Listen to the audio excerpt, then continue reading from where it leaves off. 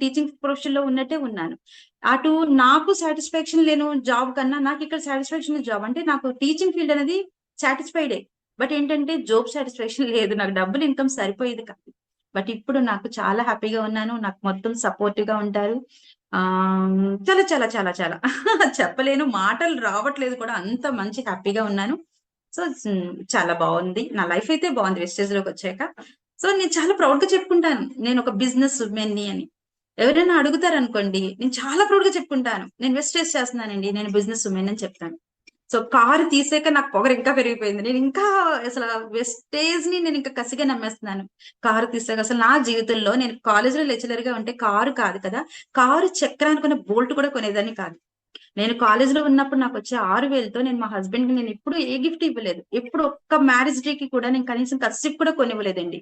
ఎందుకంటే డబ్బులు సరిపోయేవి కూడా కాదు. బట్ ఇప్పుడు 10,00,000 వాల్యూ చేసే కార్‌ని మా హస్బెండ్‌కి గిఫ్ట్ ఇవ్వగలిగాను. నీకు చాలా హ్యాపీగా ఉంది. నేను చాలా ప్రౌడ్‌గా కూడా చెప్పుకుంటాను.